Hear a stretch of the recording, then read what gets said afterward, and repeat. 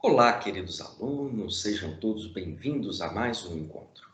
Neste encontro, nós vamos aprofundar os nossos estudos a partir de uma análise da Constituição e das suas características. Nós iremos realizar a classificação das constituições. A metodologia da classificação, ela tem como objetivo realizar um estudo de um determinado objeto a partir de suas principais características. Quando nós classificamos algo, nós o fazemos com o intuito de melhor compreender o objeto. E assim será também em relação às constituições. Nós verificaremos quais são as principais características de uma constituição e, a partir de critérios pré-determinados, nós iremos classificá-las a partir de suas características. E desta forma, podemos melhor compreender o que é uma Constituição, o seu papel em relação ao Estado e à sociedade e as suas principais características. Os critérios adotados para a classificação da Constituição irão variar de autor para autor. O que nós veremos aqui agora são os principais critérios escolhidos pelos principais constitucionalistas brasileiros. As principais obras que tratam sobre o tema comumente irão adotar estes critérios que nós veremos aqui para classificar as constituições.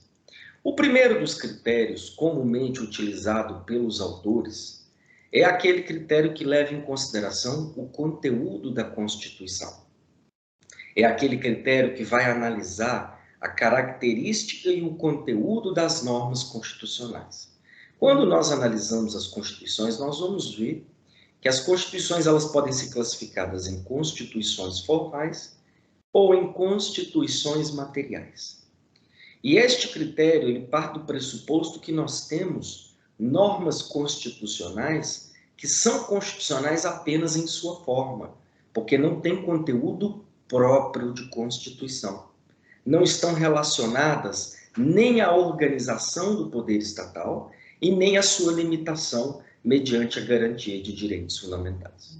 Outras normas, todavia, quando nós fazemos a sua leitura, nós vamos ver que ali nós temos uma norma constitucional propriamente dita, uma norma materialmente constitucional, uma vez que o seu conteúdo se destina exatamente a disciplinar ou a organização do poder estatal, ou a sua limitação mediante a garantia de direitos fundamentais.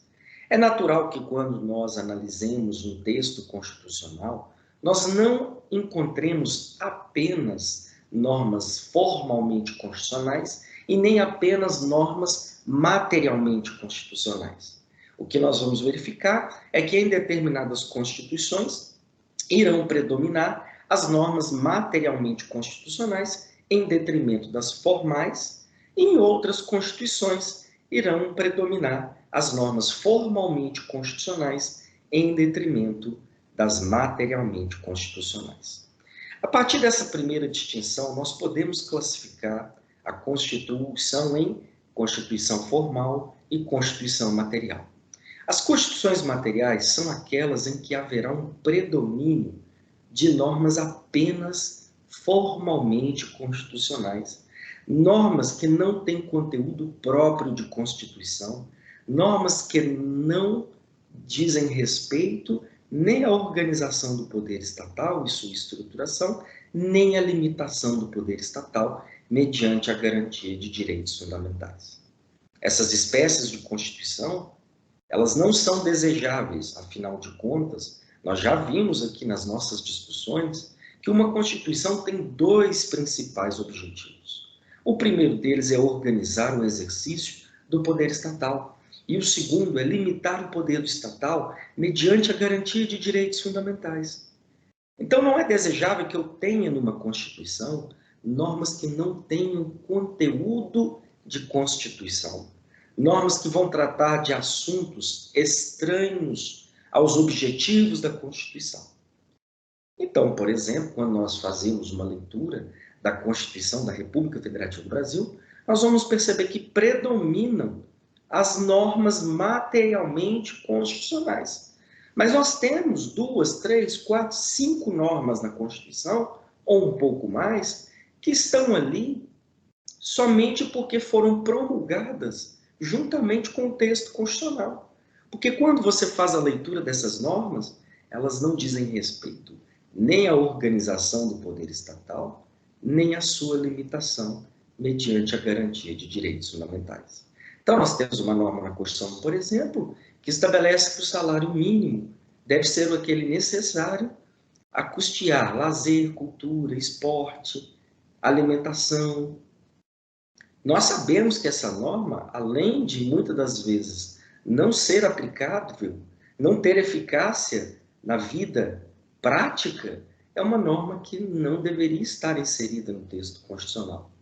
Há uma outra norma ainda mais emblemática, prevista mais ao final da Constituição, que estabelece que o Colégio Dom Pedro I, no estado do Rio de Janeiro, estará sob a administração do governo federal. É uma norma completamente estranha. Ela não diz respeito nem à organização do poder estatal, nem à sua limitação mediante a garantia de direitos fundamentais. Então eu vou intitular como Constituição formal aquelas constituições em que predominarem normas formalmente constitucionais. Já as constituições materiais são aquelas em que predominarão as normas materialmente constitucionais, normas que dizem respeito à organização do poder estatal e sua limitação mediante a garantia de direitos fundamentais.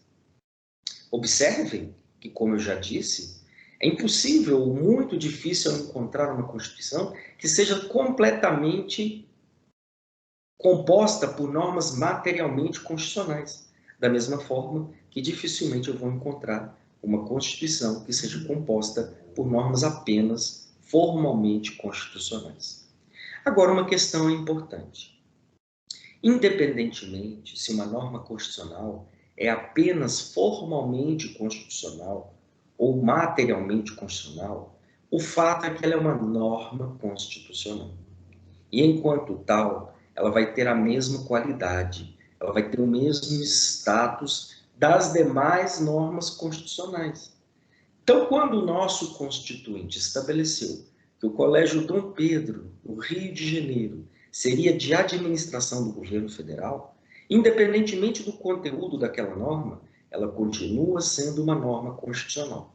E, enquanto norma constitucional, ela é dotada de superioridade hierárquica, ela é dotada de supremacia normativa, ela é dotada de essencialidade, ela é dotada de fundamentalidade.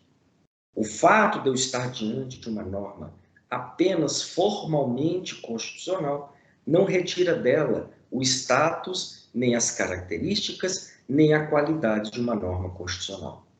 É natural que durante o processo de aprovação de um texto constitucional, de um processo de criação de uma nova Constituição, normas que são inseridas dentro daquela Constituição não são propriamente constitucionais, não dizem respeito à organização e estruturação do poder do Estado, mas elas serão consideradas constitucionais porque elas foram aprovadas por um procedimento, elas observaram uma formalidade e, por isso, são formalmente constitucionais.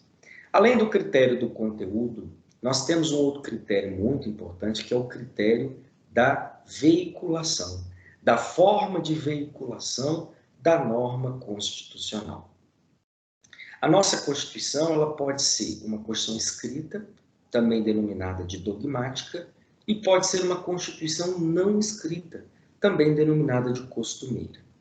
A Constituição escrita ou dogmática é aquela em que suas normas constitucionais estão escritas, estão sistematizadas, estão inseridas dentro de um texto constitucional. E daí por que denominá-las de dogmáticas ou escritas. Já as constituições não escritas ou costumeiras são aquelas cujas normas constitucionais, em sua maioria, não se encontram escritas e sistematizadas dentro de um texto constitucional. Elas são muitas das vezes esparsas, dispersas no ordenamento jurídico, e são principalmente construídas, têm o seu conteúdo definido a partir das interpretações conferidas pelos tribunais ao longo do tempo e pelos costumes que vão se arraigando, que vão se alicerçando dentro da tradição daquele determinado povo.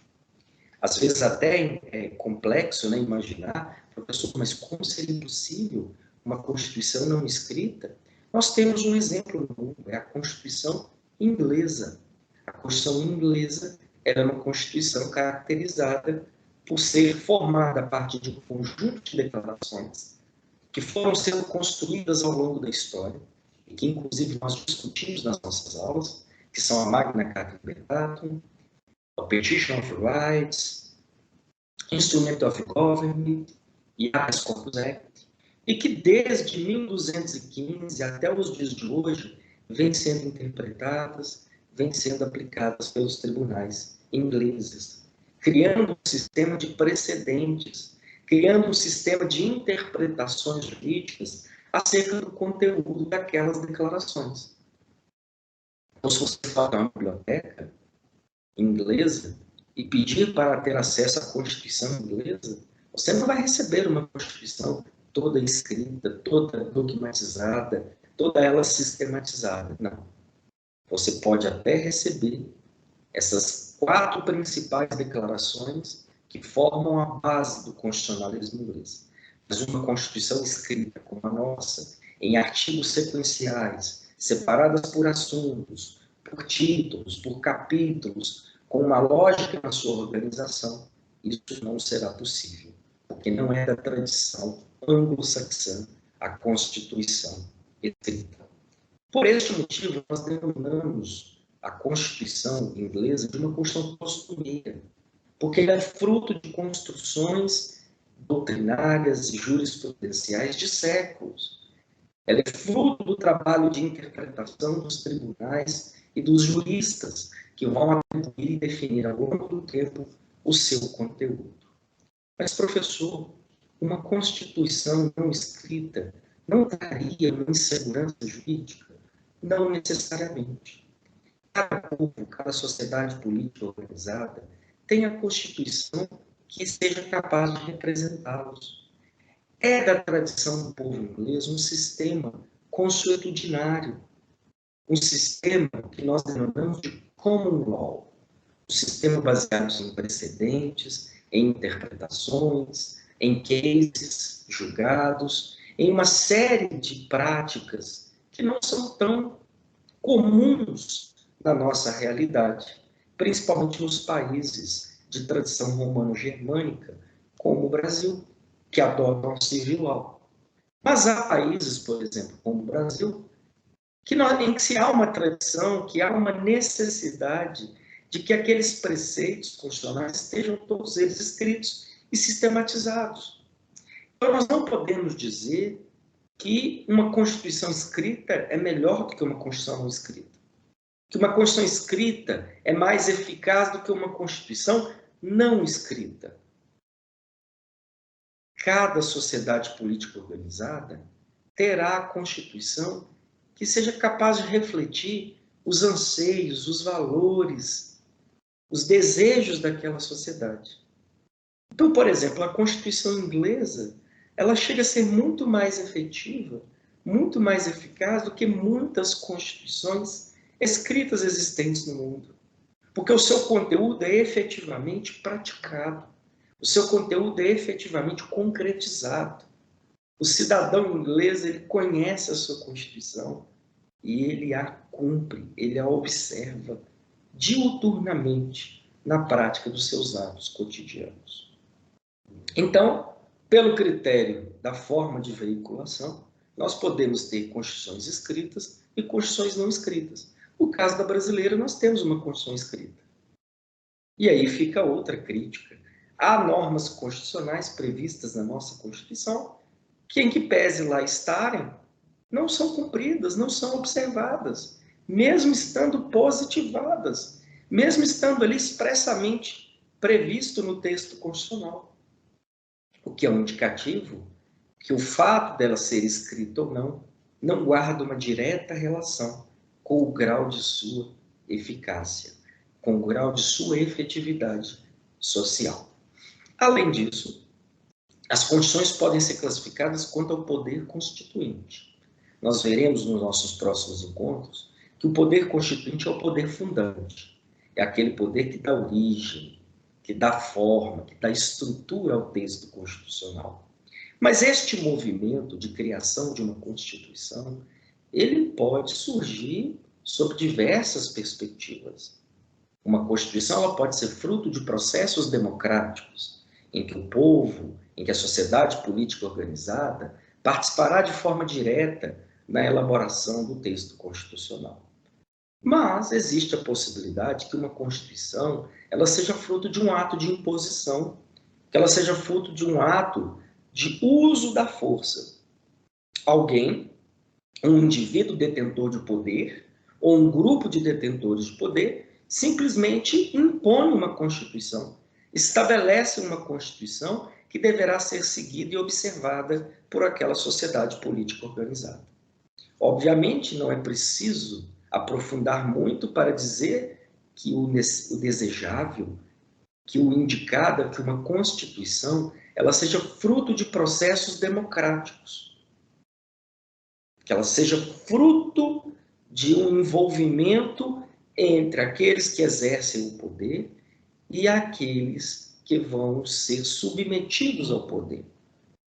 Por esse motivo e nessa perspectiva, quando nós falamos de poder constituinte, nós estamos falando daquela força motriz que dá origem a uma nova Constituição e, consequentemente, a um novo Estado. Já disse a vocês que o surgimento de um Estado está diretamente atrelado ao surgimento de uma nova Constituição. Então, essa força motriz que cria, que constitui o Estado a partir de uma Constituição, é chamado de poder constituinte. E nessa perspectiva, as constituições podem ser classificadas em promulgadas ou democráticas, constituições outorgadas ou autocráticas e constituições pactuadas. Qual é a diferença entre elas, professor? Veja bem, nas constituições promulgadas ou democráticas, nós estamos diante de constituições que são fruto de um processo democrático, em que o povo, em que a sociedade política organizada, ela participa, mesmo que indiretamente, do processo de elaboração do texto constitucional e de sua aprovação. Quando eu falo indiretamente, eu estou dizendo a possibilidade que uma Constituição seja fruto de uma Assembleia Nacional Constituinte formada por pessoas eleitas, como aconteceu, por exemplo, com a Constituição de 1988. Formou-se a Assembleia Nacional Constituinte, formada por deputados e senadores eleitos à época, e eles, na condição de representantes do povo brasileiro, propuseram um texto constitucional. No caso do Constitucional brasileiro, ainda há uma outra perspectiva interessante, porque a nossa Constituição ela recebeu mais de 1.000 propostas de emenda à época da Assembleia Nacional Constituinte, de organizações da sociedade civil, de grupo de juristas, de professores universitários, de classes profissionais. Por este motivo, a nossa Constituição é uma Constituição promulgada. Ela é fruto de um processo democrático que vai culminar com a promulgação de um texto constitucional. Obviamente que este grau de participação democrática ele pode variar de estado para estado. Há constituições que foram frutos de um processo extremamente democrático. Há outras constituições que foram fruto de um processo parcialmente democrático. Mas o fato é que, se ela é fruto de um processo dialógico, de um processo em que organizações da sociedade civil ou representantes do povo são chamados a debater e construir o seu conteúdo, nós estamos diante de uma Constituição promulgada ou democrática. Mas nós temos também as constituições outorgadas, também conhecidas como constituições autoritárias. As constituições outorgadas e autoritárias, elas existem até hoje. Nós temos vários estados no mundo cujas constituições elas não foram fruto de um processo democrático. Elas foram frutos de decisões tomadas por pessoas detentoras do poder, por um grupo de detentores de poder, ou por um ditador, ou por uma pessoa que se investiu no poder e, exercendo-o de forma totalitária, não permitiu que a sociedade política organizada, que aquela sociedade pudesse participar da elaboração desse texto constitucional. Por este motivo, essas constituições, elas são chamadas de outorgadas. Elas são fruto de um ato de estabelecimento, de um ato de imposição. Obviamente que as constituições outorgadas não são as constituições desejáveis. Uma vez que, via de regra, essas constituições elas só são cumpridas, elas só são aplicadas mediante a imposição da força, mediante o uso da força. Afinal de contas, a partir do momento em que a sociedade política organizada não participou do processo de construção do seu texto, dificilmente esta sociedade conseguirá enxergar naquela Constituição algo como sendo fruto do seu processo de tomada de decisão. Eles não vão conseguir se enxergar ao mesmo tempo como destinatários, mas também como autores daquele texto constitucional. Por esse motivo, as constituições outorgadas ou autocráticas, elas são muito comuns em regimes totalitários, em estados que são marcados pelo exercício do poder ditatorial, pelo exercício do poder por tiranos, por ditadores, como acontece, por exemplo, em alguns estados do norte da África, como acontece, por exemplo, em alguns estados do Oriente Médio, como acontece, por exemplo, em alguns estados na América Central. Então, obviamente que, numa comparação simples, deveremos preferir as constituições promulgadas, porque elas tendem a ser mais legítimas e eficazes, uma vez que elas contaram e elas são fruto de uma participação popular na construção do seu conteúdo. E, por fim, nós temos as constituições pactuadas. As constituições pactuadas são aquelas constituições que são fruto de um acordo. Como o próprio nome indica, elas são fruto de um pacto. Grupos detentores de poder, eles ajustam, eles celebram entre si um pacto, um acordo, e a partir desse acordo eles vão estabelecer as normas constitucionais e vão utilizar daquela Constituição para se manterem no poder e muitas das vezes manterem os seus privilégios. Muitos de vocês aqui vão lembrar das aulas de história e vamos lembrar que o Brasil teve um período que ficou conhecido como a República do Café com Leite. A República do Café com Leite é um típico exemplo de uma Constituição pactuada. Veja bem, de um lado, nós temos São Paulo e Minas Gerais. São Paulo e Minas Gerais se revezavam no poder com a indicação do presidente. Há constituições pactuadas, por exemplo, por exemplo, no caso do Iraque, né, quando os Estados Unidos da América promoveram a intervenção no Iraque, depois que deixaram, né, o território iraquiano, grupos detentores de poder tiveram que sentar numa mesa e estabelecer uma Constituição que fosse capaz de resolver os problemas entre aqueles grupos. Então, eu estarei diante de uma Constituição pactuada quando ela for fruto de um acordo, quando ela for fruto de um pacto entre grupos detentores do poder, como eu estabeleci com vocês. Obviamente, na história do direito brasileiro, se nós fizermos um olhar para a história, nós vamos perceber que nós já tivemos uma Constituição outorgada. A nossa Constituição de 1824 foi um exemplo de Constituição outorgada, que foi imposta à época sem uma construção popular, sem uma participação democrática daquela sociedade a qual seria aplicada, né? A quem seria aplicada o texto constitucional. Além do critério da forma como foi criada a Constituição, né, sobre o poder constituinte, nós temos um outro critério também muito importante, que é o critério da estabilidade. Uma Constituição ela pode ser classificada a partir da sua estabilidade. levando em consideração os procedimentos necessários para a alteração do seu conteúdo. Há constituições que são mais estáveis e constituições que são menos estáveis. Isso indica que há constituições em que o processo de modificação do seu conteúdo é mais simplificado e há constituições em que o processo da modificação das suas normas é mais complexo, é mais burocrático, é mais rígido. Quanto ao critério da estabilidade, uma Constituição pode ser classificada em rígida, em flexível ou plástica, em superrígida, em fixa ou silenciosa, em Constituição imutável ou granítica. As Constituições rígidas são aquelas em que a própria Constituição irá prever em suas normas constitucionais um procedimento específico, um procedimento especial, mais dificultoso, mais burocrático para alteração do conteúdo das normas constitucionais. Então, nessas constituições, eu vou exigir um quórum maior de aprovação, eu vou exigir mais turnos de votação, eu vou estabelecer limites ao procedimento para a alteração do conteúdo da Constituição.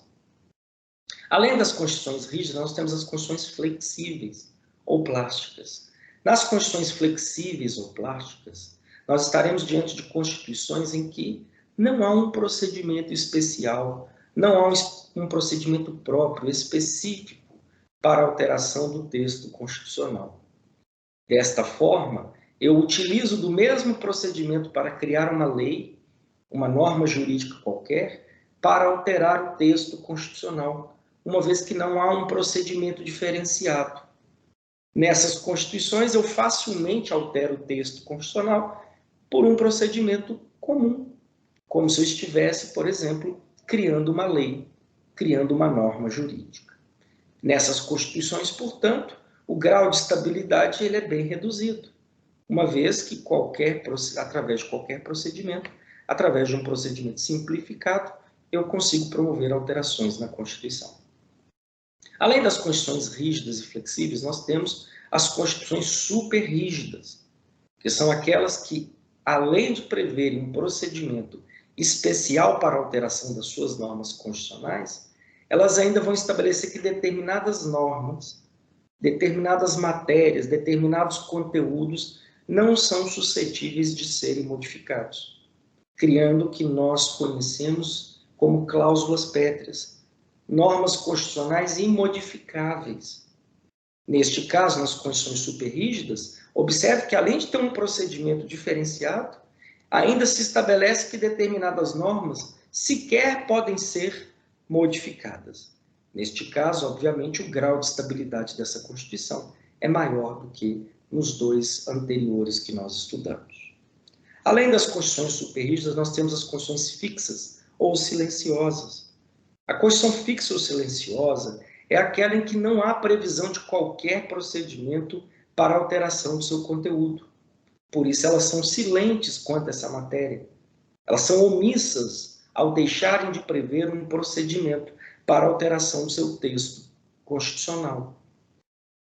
Como não há previsão de como aquela Constituição poderá ser modificada, ou ela não será modificada, ou o processo de modificação será fruto de uma construção pelos tribunais daquele Estado, o que é extremamente perigoso, uma vez que, a partir do momento em que a própria Constituição não prevê o procedimento para a sua alteração e deixa ali uma lacuna, uma omissão, isso torna essa Constituição certamente suscetível a questionamentos, da abertura a interpretações que não estão previstas no próprio texto constitucional.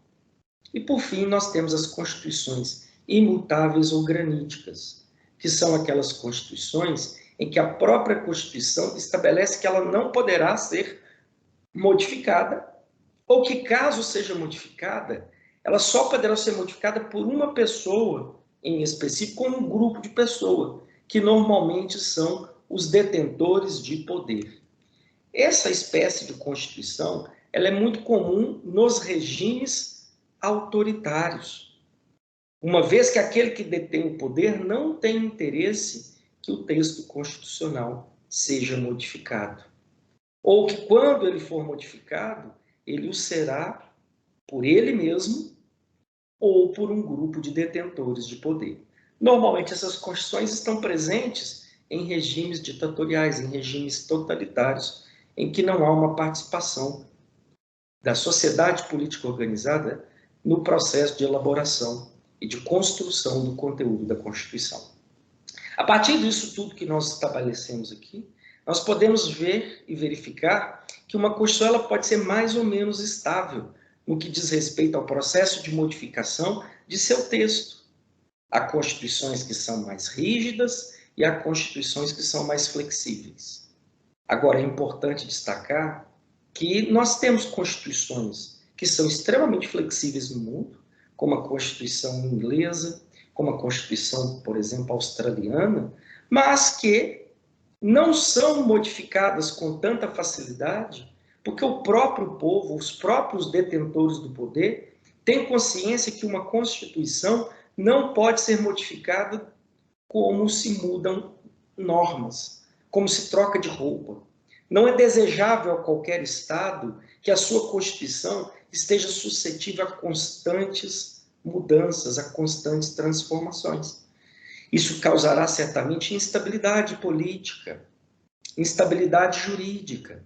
Por este motivo, desejável que uma Constituição ela seja estável, somente sendo modificada, somente tendo seu conteúdo alterado em situações em que houver a necessidade de adaptar aquele texto constitucional às transformações sociais, às novas demandas de uma sociedade, aos anseios daquele povo. Então, pessoal, nós vimos aqui 3 importantes critérios de classificação da Constituição, de modo a permitir que ela seja mais ou melhor compreendida. No próximo encontro, nós veremos os outros critérios e as outras classificações mais comuns existentes na doutrina brasileira. Obrigado, bons estudos e ótimas reflexões. Até mais.